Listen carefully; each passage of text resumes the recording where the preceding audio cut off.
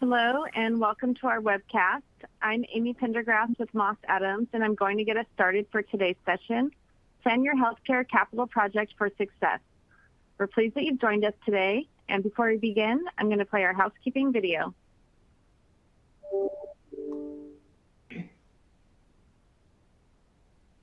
Welcome, and thanks for joining. We're pleased to present our continuing professional education webcast series. Before we begin, please keep the following in mind. You can customize how you view our presentation and interact with the presenter. For better viewing, close all other applications and turn up your speaker volume. You can adjust window size and placement or enter full screen mode using the controls at the top right of the window or dragging the bottom right-hand corner to resize. At the bottom of your screen, you'll see a series of icons that relate to a different aspect of our session. You can download a PDF of today's slides from the Slide Deck and Handouts widget. You can ask questions by typing in the Q&A window and clicking Submit. We'll do our best to answer all questions or follow up via email. If you experience technical difficulty, refresh your browser by hitting the F5 key. Today's session offers 1 CPE credit. To receive credit, you must meet the National Association of State Boards of Accountancy requirements.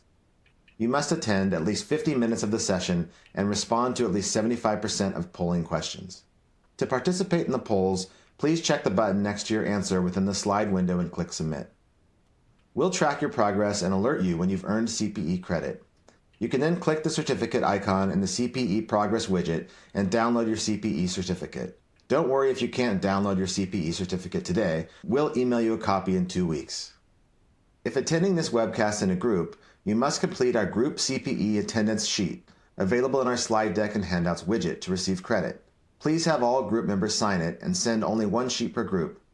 CPE credit can only be awarded to participants registered as themselves and isn't available for participants who view the on-demand version. This presentation is not legal, investment, or accounting advice. We encourage you to seek the counsel of a professional service provider to apply this content to your specific circumstances.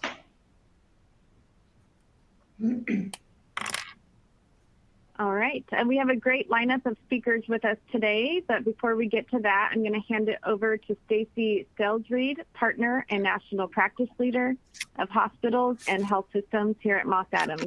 Stacy? Thank you, Amy, and welcome everybody. We appreciate you taking the time out of, for some of you, your lunch hour to join us today. As Amy mentioned, I'm a partner with Moss Adams and I lead our hospital and health system practice. I have over 30 years experience working with healthcare organizations, both with respect to assurance services and advisory services. I'm happy to be moderating this webcast today with my esteemed guests here.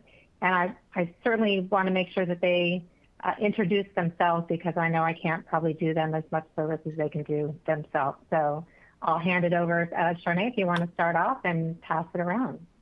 Perfect. Thanks, Stacy.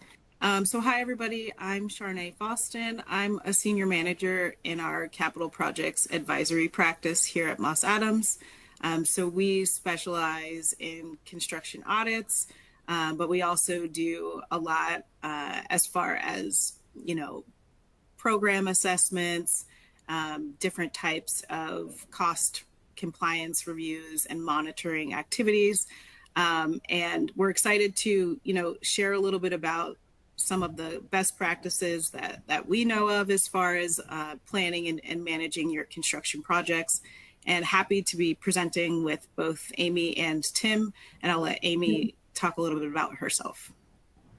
Thank you, Charnee. My name is Amy Runge. I'm currently the Chief Financial Officer at Sun Health in Phoenix, Arizona. Prior to joining Sun Health, I spent over 35 years of my career in healthcare.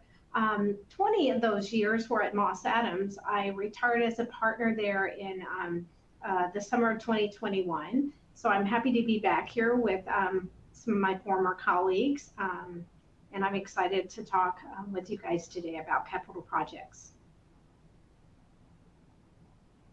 Tim, you want to introduce yourself? Yes, nice to meet everyone. I'm Tim DeCoo. I'm the managing partner for Hardesty and also the national healthcare practice leader. Our services we are a management services company providing both interim and project support through our partnership. We have over 45 partners nationwide, and also to date, probably about 20,000 resources for critical period support. And we are also a retained search firm. Look forward to talking to you today. Great, thanks, Tim. So let's move on to just an overview of our objectives for our webcast today. Really, we're hoping you get some key takeaways from the presentation, including the importance of strong teams and contract controls, which can really save you time and money in getting that set up at the start of a project. Tools to identify common construction contract types and their applications, and useful tips and tricks really to enhance the planning and execution of your construction project or program. Let's kick off this with our first polling question. So if you stepped away from your computer and you heard me say that, run back. Our first polling question is your organization currently planning a construction project? So this should be a simple question. And again, we'll keep this open as long as we can, but we certainly want to get to the meat of the webcast. So be sure to respond to the question and we'll get through.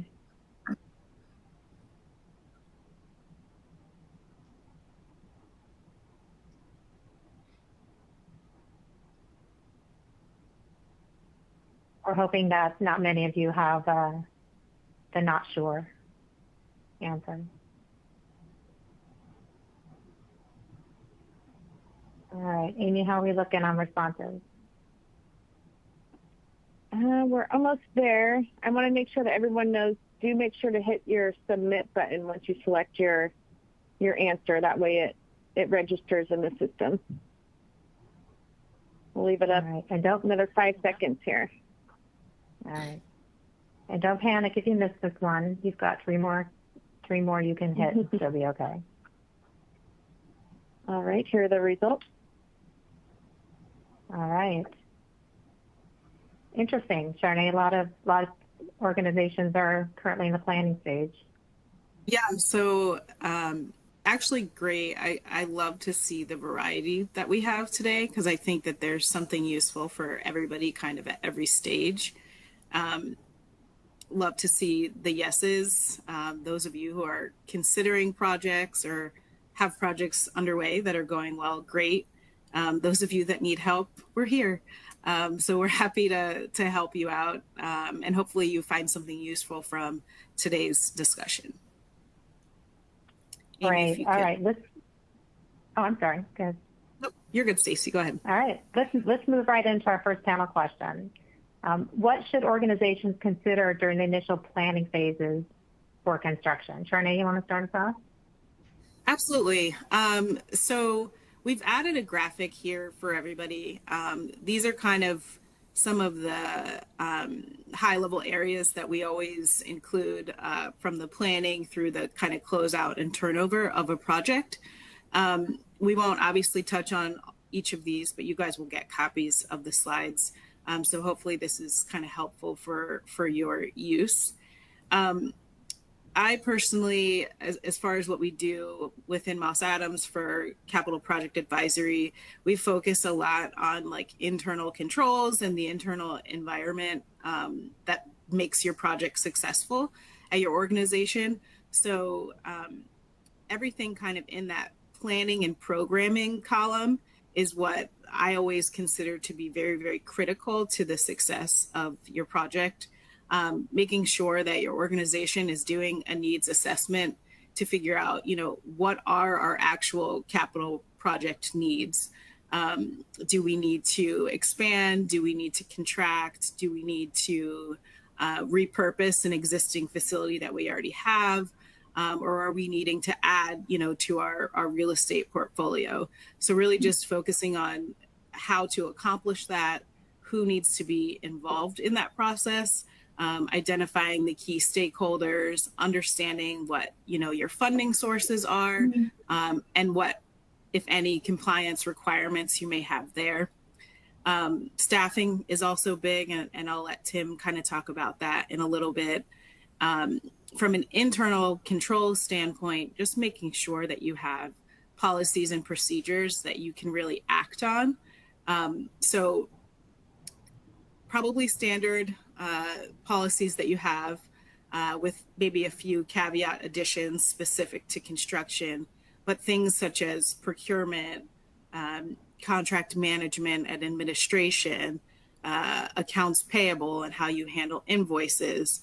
I think things specific to construction would be, how do you manage change orders?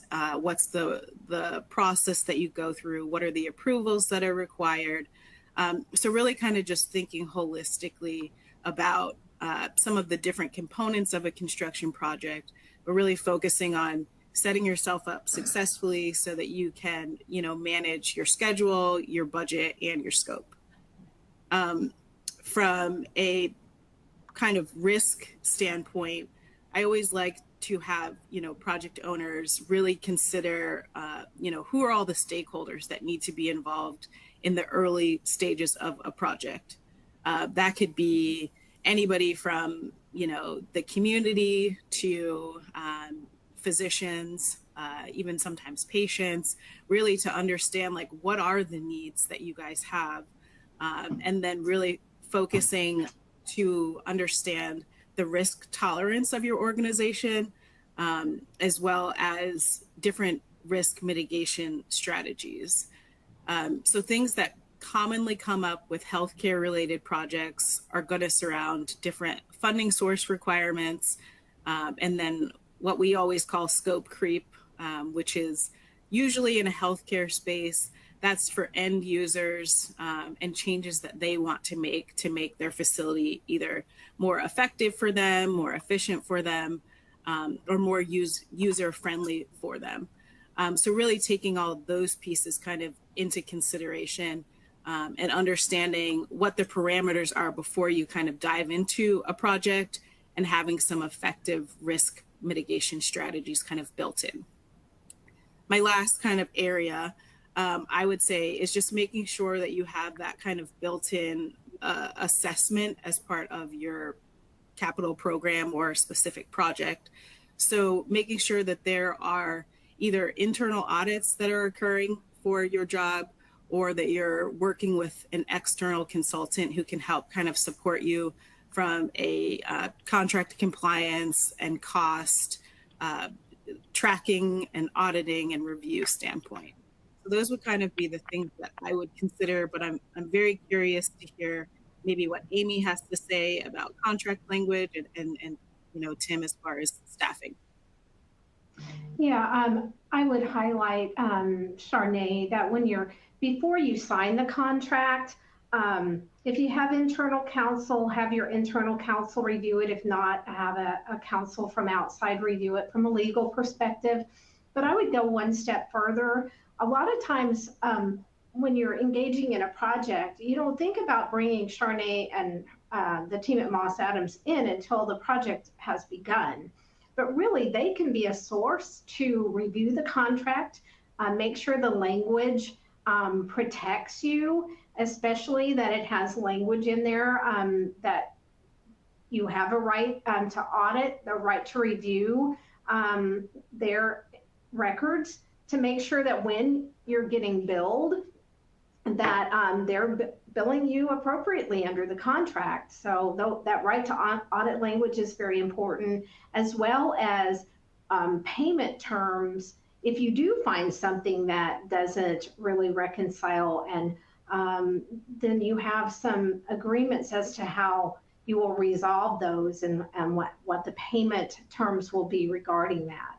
So I think that's very important. Always have an attorney look at your contracts if you can, especially if you have internal counsel. But Moss Adams is there as well, and I would highly suggest that you engage them to do a contract review before you enter into the contract, because they can help point out things, tips and tricks and things that they have seen in other contracts that you might want to be on the lookout for, and making sure that you have components in there that they're used to seeing. Tim, I know you probably have some recommendations on outside looking in engagement and use of outside staffing?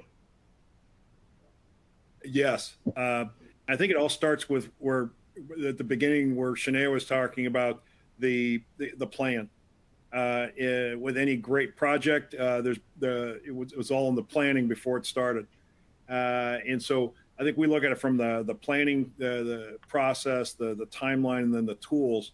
And so in the planning processes, do you have the team, that can get it done?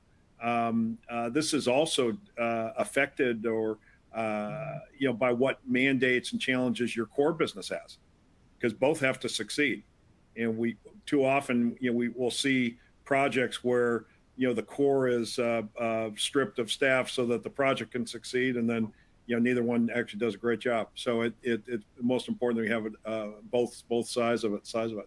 Obviously, the size and scope of your project is really going to affect your planning. But one of the things that we always recommend is network. Reach out to the people in similar type facilities or communities or hospitals and see how they've dealt with their last project, so you can learn some tips from them too, in addition to reaching to your third party consultants. But the other issue is identifying champions inside the facility for especially in the like a hospital situation, surgical suite situation, for the treatment procedure, surgical facility, the flow of patients and people through the organization. The other key is running a detailed timeline, and then also having the right tools to help you. And the timeline we always recommend, and most people do this, but it's good to reinforce it again, is you run a simulation. Start with when you want the project to open, and then back up to today and see what you need to get done. And so all the stakeholders, as Charnee was mentioning, they need to be involved in that to tie into the key dates, understanding the approval process, the milestones, equipment, the opening, how all those things fit into your program. But then the last is the tools. And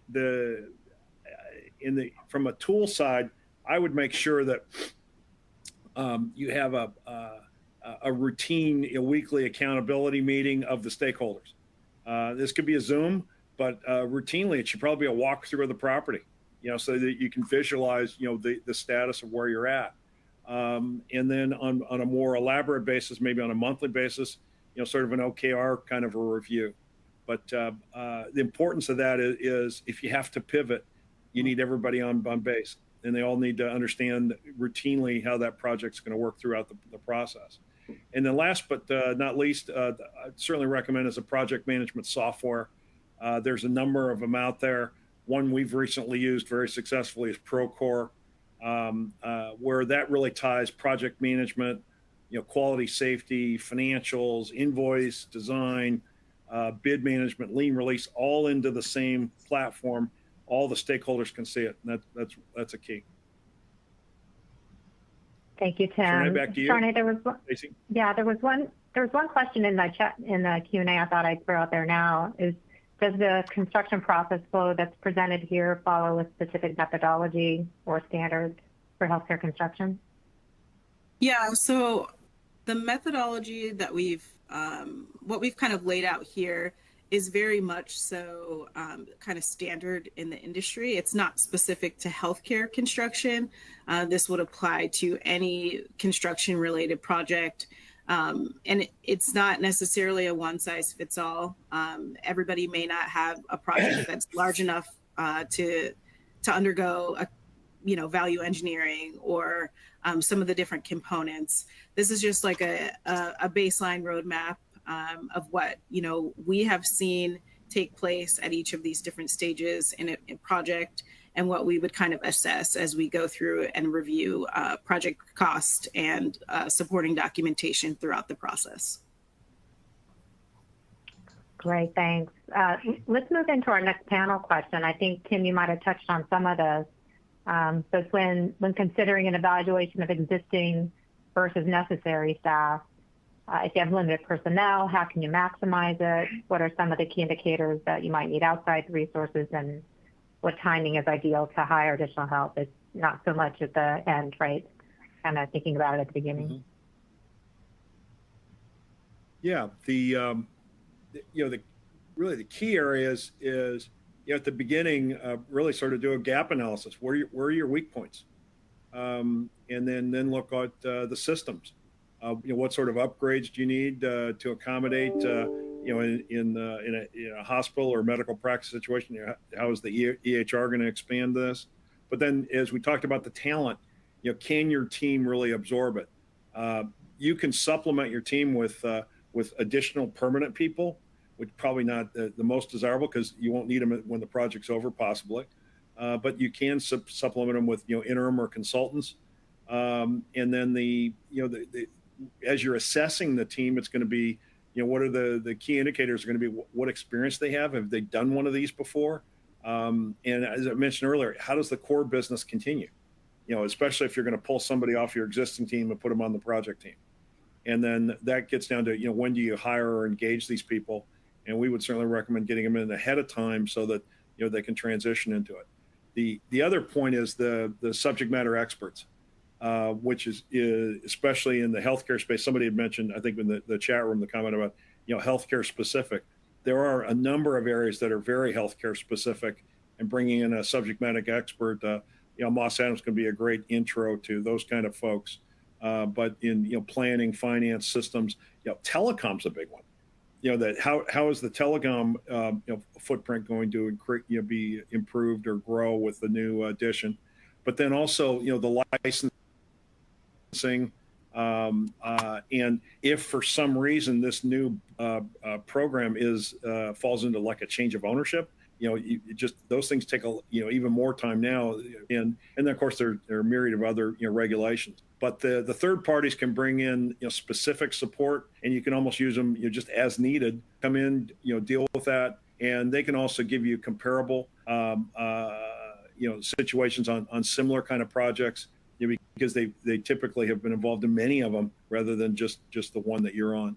And the other side of it too is also they can help, I think, extensively by providing a checklist. What has to get done. Yeah, I think Amy, Tim, you're on make the a great inside, point. right? So talking about things from being on the inside, on the other, working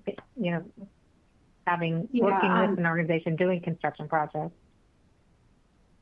A lot of healthcare organizations aren't in the business of doing projects, right? They don't have a development side of the practice. That's all they do. Some do, but most do not.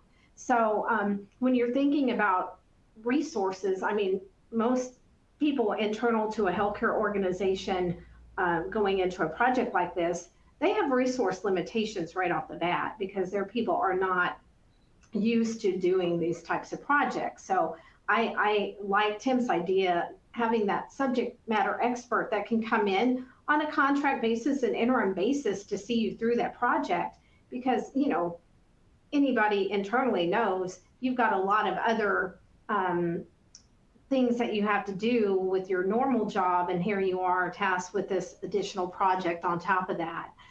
So you typically don't have enough time, and it's not your wheelhouse. That's not your area of expertise. So I agree, bring in a subject matter expert and bring in Moss Adams to help you identify areas where there are risks and areas where you can negotiate with the contractor ahead of time while the project's ongoing.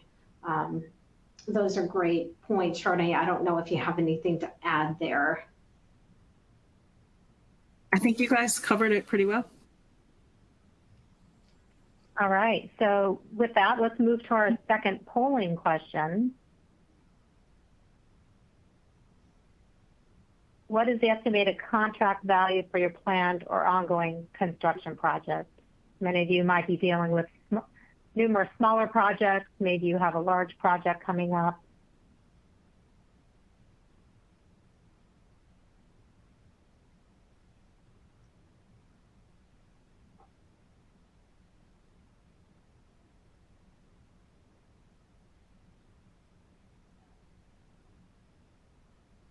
And whether it's large or small, Charnee, the controls piece of it is important no matter what, right? Yep, absolutely.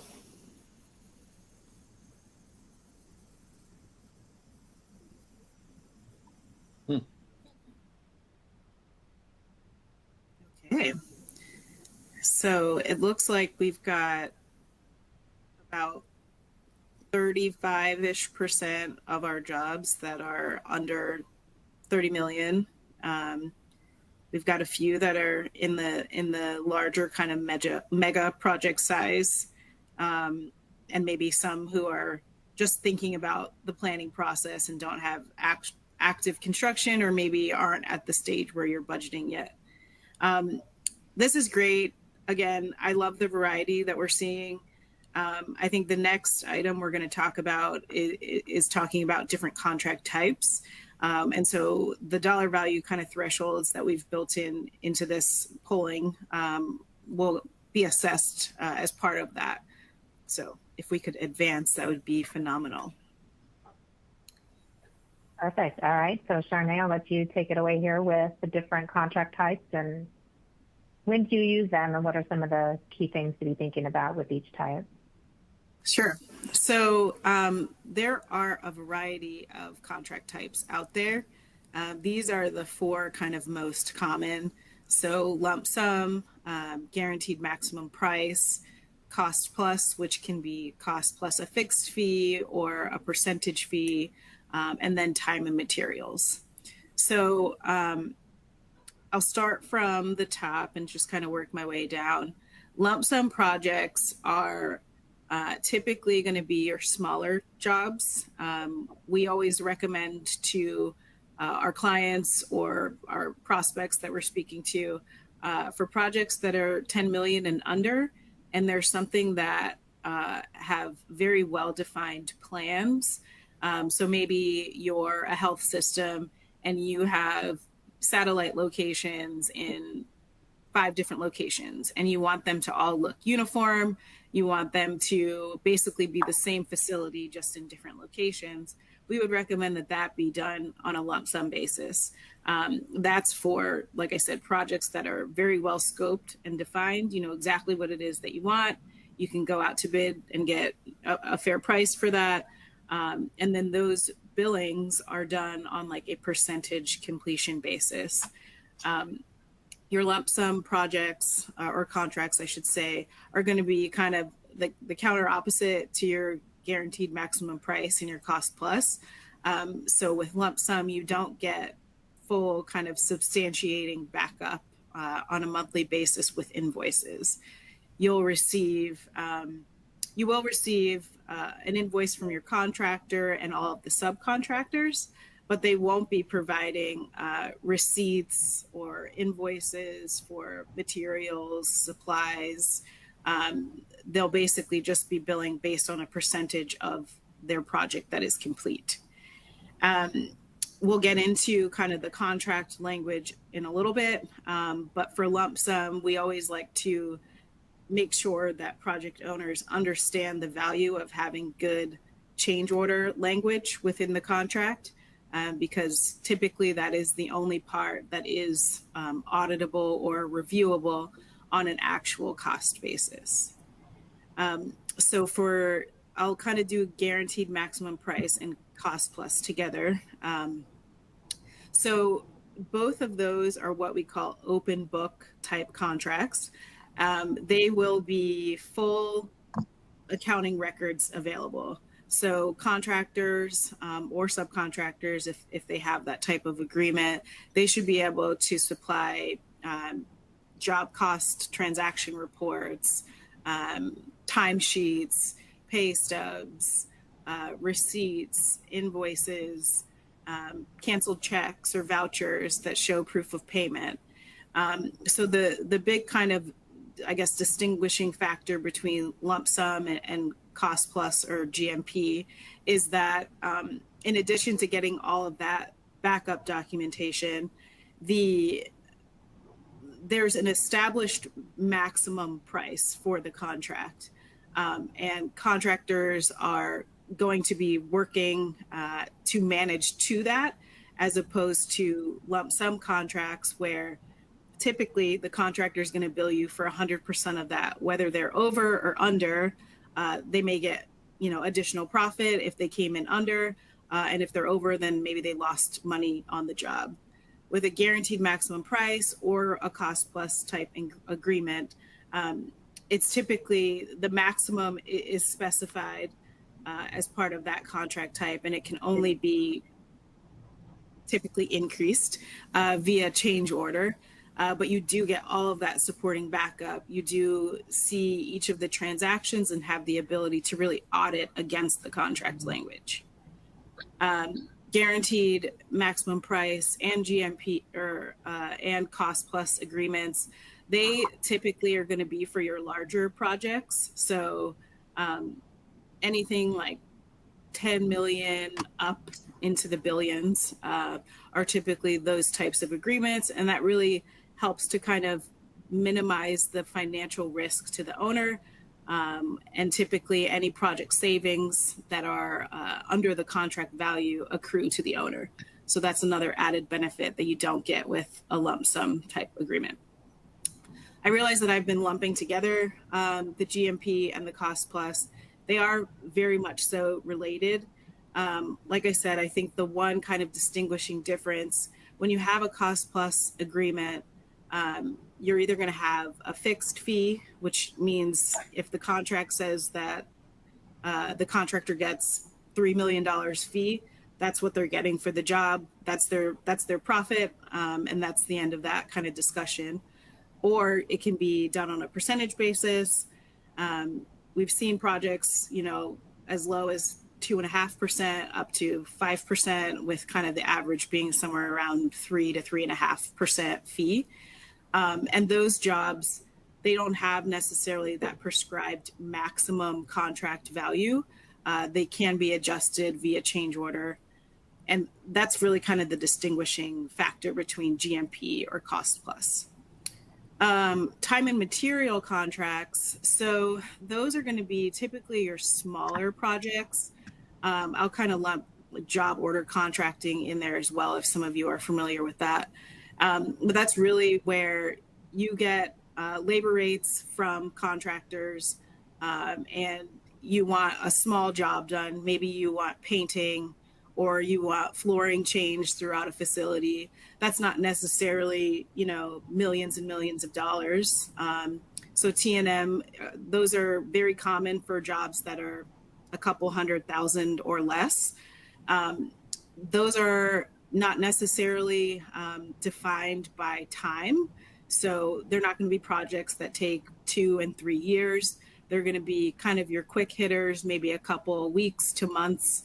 And so necessarily quantifying a whole contract may not be necessary, but you are paying kind of as you go, and then receiving like daily tickets from contractors about how many hours they spent doing X, Y, and Z. You're getting cost support for any materials or tools that they may have used to perform their work, and they'll be invoicing you for that on a monthly basis. Any additions from Amy, Tim?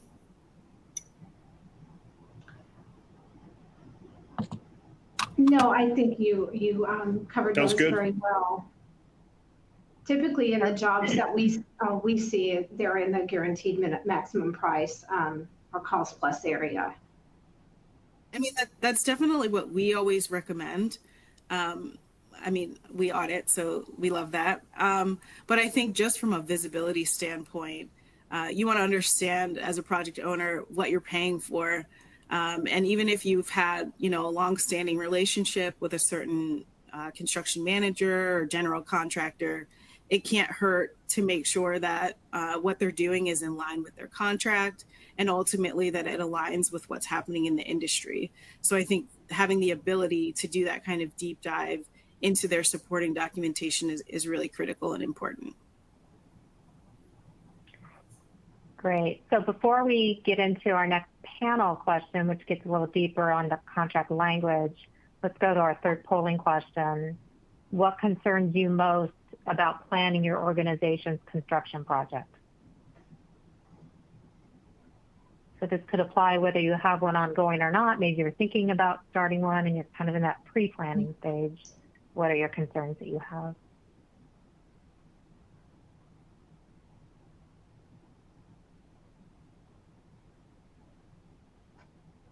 And as a reminder too, feel free to put any questions in the Q&A. We're monitoring that and we'll attempt to respond to those questions live if we have time. Otherwise, we'll respond to you after the webcast.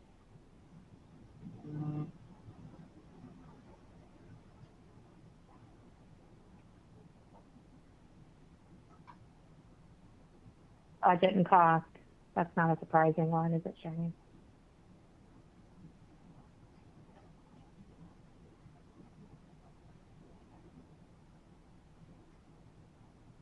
I think you're on mute, Charnee. I didn't do that on purpose. So this is not at all surprising. I was thinking about this when we put these slides together, because if I was a project owner, I would also say all of the above. I think they're so ingrained with one another and overlapping that all of the above is probably a really great answer. For those of you who said none of the above, I'm curious, what are some of the other things that people are concerned about as far as their projects go? Yeah, I think that those are all my thoughts on the results of this. All right. So Amy, do you want to take the first stab here on construction contract language being on the project owner side? What are some of the key things in the contract that you think are important to focus on? Absolutely. I think from a CFO perspective, my biggest thing is to make sure that there is as I had mentioned earlier, that right to audit language in there, and that it's very strong, and that there is some language in there about what happens if we find that upon review of a contractor's invoice, there are discrepancies. What are the delays in payment until those discrepancies are involved? Because I've been on many, as a partner at Moss Adams with my clients having construction projects, and now as the CFO, I see where contractors can be difficult to work with in the process of questioning their invoices. And so that the stronger that language can be, I think the better protected you are. But it's very important to be able to have that review. I'd like to say that contractors are honest or that they don't make mistakes, but I have seen many, many times where it's either deliberate or an error that they're billing you for something that they should not be. And you need to be able to question that, get support for it, and to be able to have those items removed if they're inaccurate. So that would be my big contract language must have, I would have to say. Charnee, I'm sure you have others. Yeah, I mean, the right to audit language is top of mind always. If there's anything that's in a contract, I always stress that. We as a firm, our group, we provide contract consultations. They are a very low investment, high return for our clients. And that process really involves us working, with your legal counsel. We'll make recommendations to contract language, and we're really trying to put in those kind of internal controls and best practices, and hope that, you guys and your counsel accept them and can negotiate them with contractors for your jobs. So one of the items that we always talk about is obviously the right to audit language. I think as far as some other items, we focus on really the cost of work definitions. So that would be, defining what's allowable as far as labor. Is it at rates or is it actual cost? Is that actual cost or those rates subject to audit and review to confirm that that's, realistic and aligns with the actual take home of the individuals? It defines clearly what's allowable as far as any direct costs to the job, general conditions that are charged, So, are they allowed to charge for home office personnel? Are they allowed to charge for the use of vehicles? How are they billing for insurance? So these are all different kind of areas that we focus on as part of the cost of work definition. Similarly, we'll look at how they're charging for any owned equipment. Do they include caps as far as rental rates? Are there clauses about what happens once you've paid already for the value of that piece of equipment? Should they continue charging that? So these are all things that like go into that kind of cost of work definition bucket that we would definitely look at. I think as far as kind of cost control and tracking, we do always look at contracts for language surrounding obviously the right to audit, the accounting records clause, so specifically what documentation they need to maintain and produce upon the owner's request.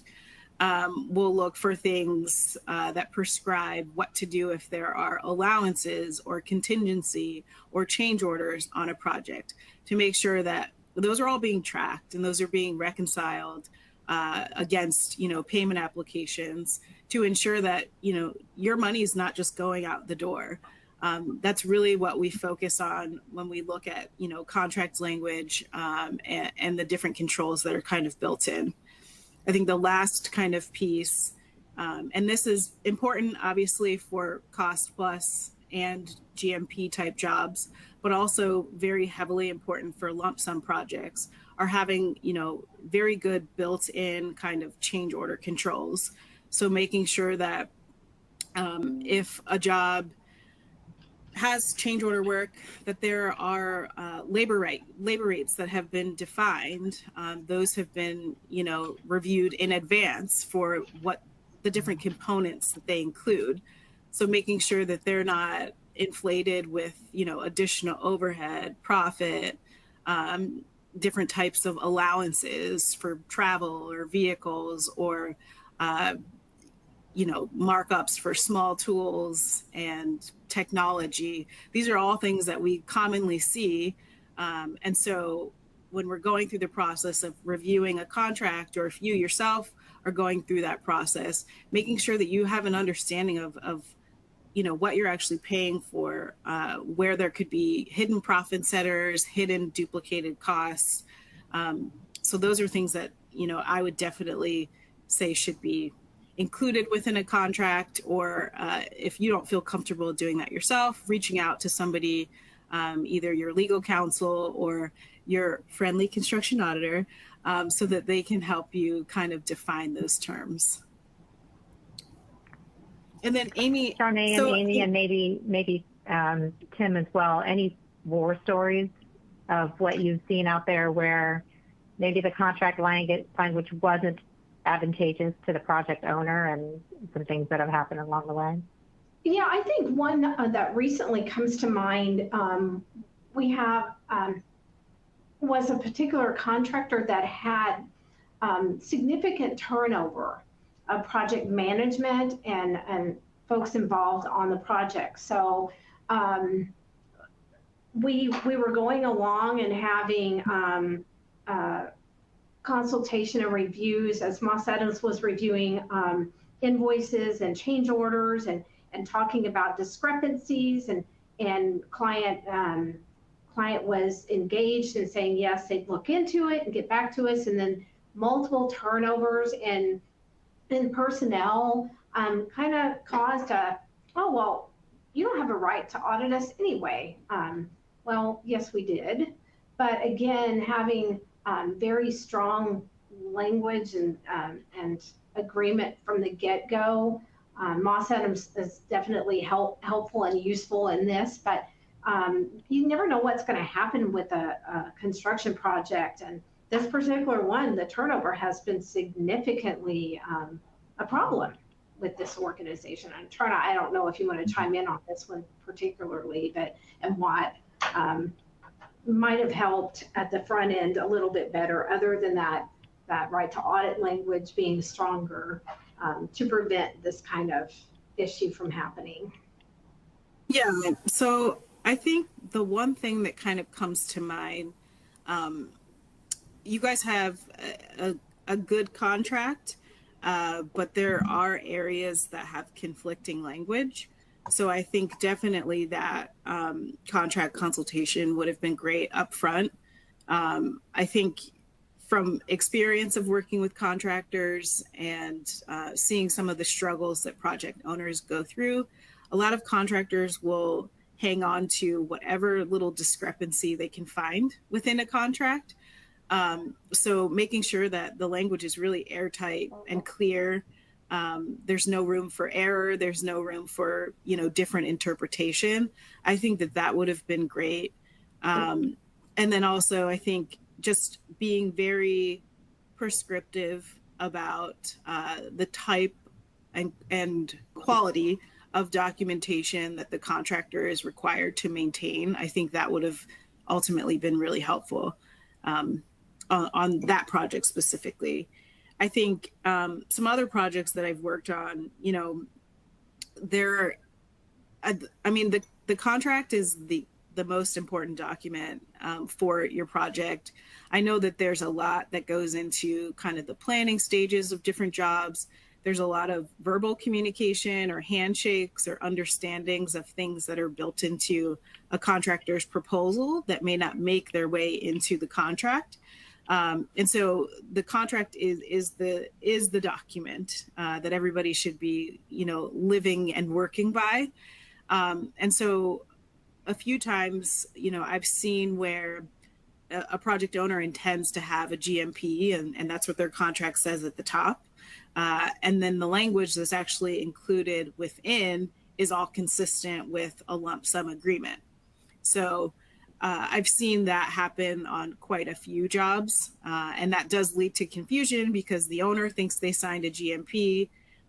The contractor is saying, well, look, we're able to bill you based on our percent complete. We don't have to give you backup. We don't have to give you job cost reports and things like that. So I have seen where those ambiguities do take place. So really just understanding your contract, understanding what type of contract you have, what documents you should have access to as a project owner, and then really understanding that you have the right to audit that. And if you're capable of doing that yourself, great. If you want to hire somebody who has, experience specifically in that area and understands kind of the market that you're operating in the healthcare space, as well as your geographic location, that's always a great avenue as well. All right. I'd probably add on to that. Go ahead. Go ahead. No, go ahead, I'm just going to add on to that. Two things. Is really sort of the supply chain effects on construction projects, either for delivery date, slide, or cost, which is that just has to be managed the best you can, or certainly plan for some hiccup. Give yourself some hiccup room.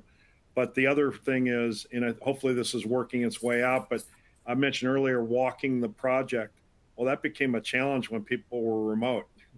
And I think we're moving away from that now, thank God for small favors.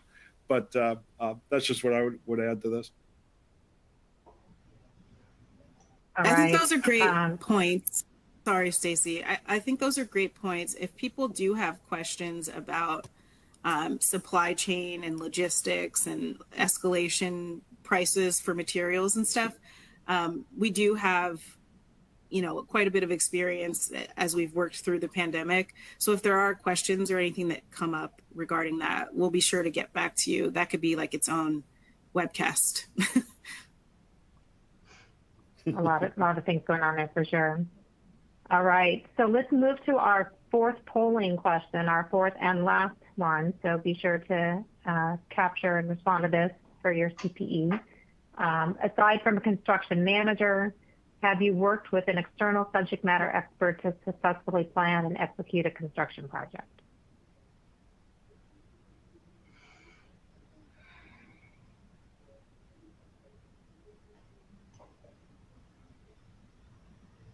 Not as many answers to choose from, so it should be a pretty quick response rate here.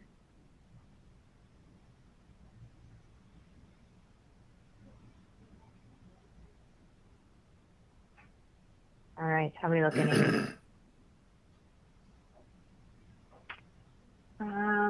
Looks like most have submitted, so I can pull up the results.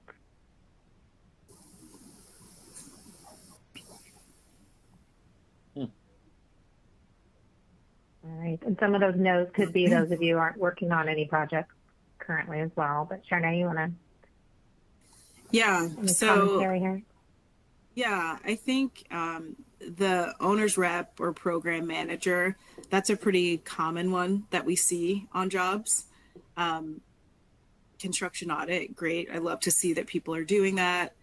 If you have other consultants or other firms that are helping you out, maybe with specific areas of your project, I think that's always valuable as well. I think the more expertise you guys can onboard that can help supplement your project or program, but then also help kind of from an education standpoint with your internal staffing is great. One of the questions that we oftentimes get, and this is kind of a lead into our final polling panel question, excuse me. One of the questions we oftentimes get is, well, I have an owner's representative, or I have a project manager or a construction manager. Why would I need additional support? And so I think Amy is happy to talk about kind of some of her experience in that space as we move on to the next question. All right, so Amy, I can kick us off with what are the benefits of performing a construction audit? Yeah, well, that question brings me back to one of my war stories when I was with Moss as a partner, and one of my clients was having a very significant project going on. And Moss Adams was in there doing their audit, and Moss Adams asked for the lien releases. Obviously, as you go, you want to make sure that the lien releases for the subcontractors are being cleared. And they said, oh, it's fine, you know, nothing to worry about, and you don't need them. And Moss Adams pushed back and said, yeah, we do need the lien releases.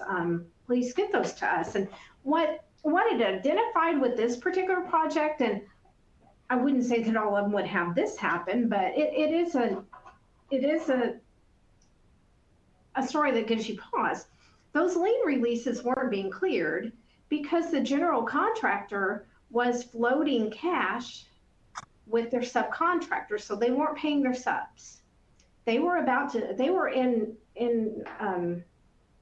just about to file bankruptcy type of position, and what we found out, luckily we found out in time before they did file bankruptcy, and the client was able to pay off the subcontractors and fire that general and hire a new general contractor so the project could continue to move forward. You can imagine what would have happened if that general contractor had filed bankruptcy in the middle of that project.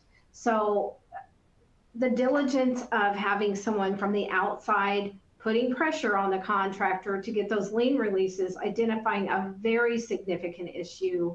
I can't say enough of what would have happened had we not had that identified early. The audits aren't meant to audit the owner's personnel. The project manager has a lot on their plate in just dealing with getting the project moving along.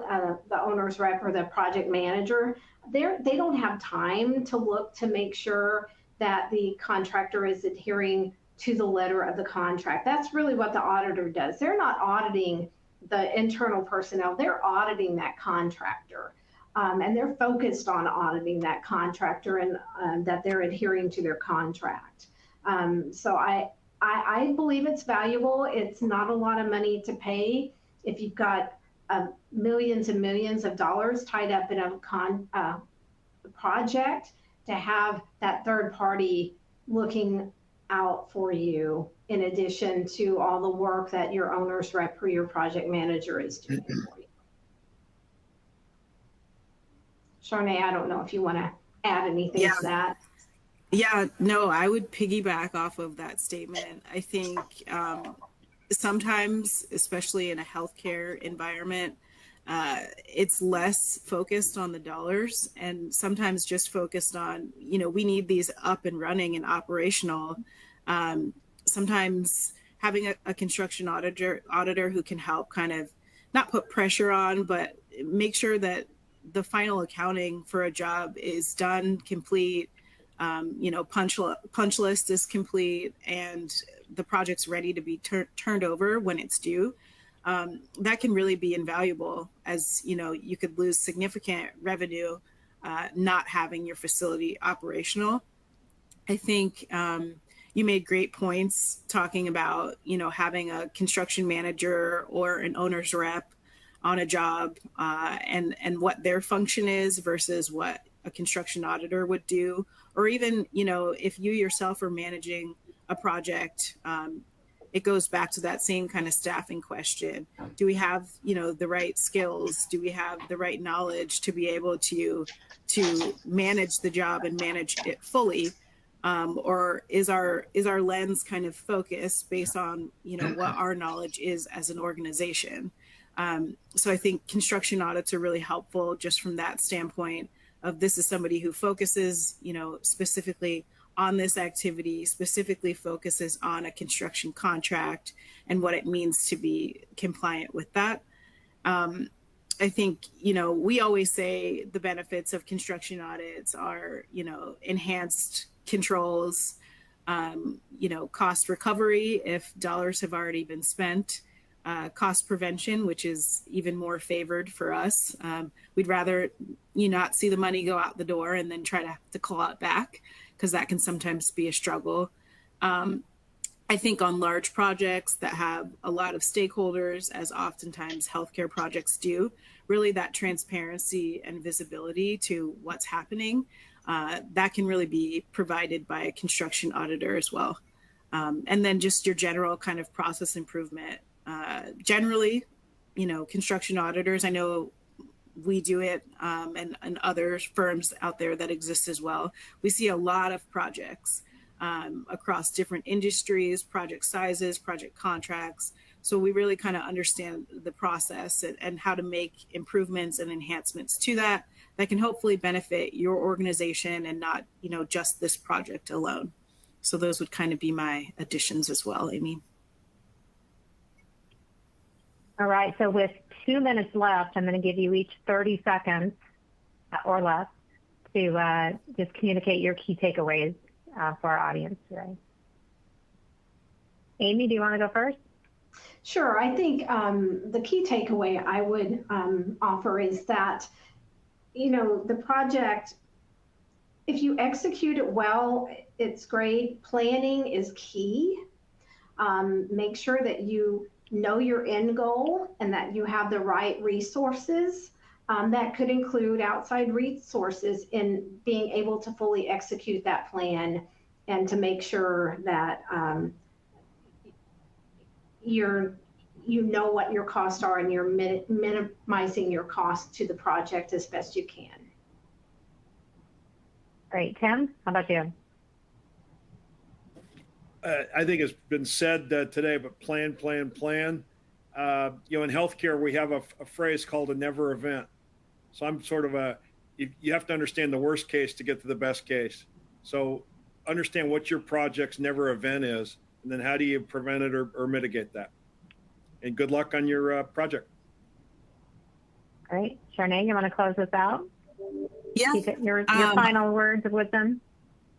I am all about the controls. So having good internal controls, solid policies and procedures, and then, externally all about the contract and making sure that language is detailed, specific, and provides, the appropriate coverage that you guys are looking for as an organization. I also just thank Stacy for moderating today. You were great, and I'll pass it back over to Amy P. to help close us out. All right, thank you. Thank you all for a great discussion today. And to our audience, if you have further questions or comments, please reach out to us or drop a note in the Q&A window. We do have our healthcare conference coming up next month in Las Vegas. The image in the upper right-hand corner will take you to more details. Registration does close next Wednesday, the 25th. So if you've been putting off your registration, now's the time to do it. And if you met all CPE requirements, your certificate is available to download now in the CPE progress window. A copy will be emailed within 2 weeks as well. And finally, here's a link to a survey for today's presentation. Your feedback is always appreciated. And thank you for joining us. Take care, everyone. Thank you.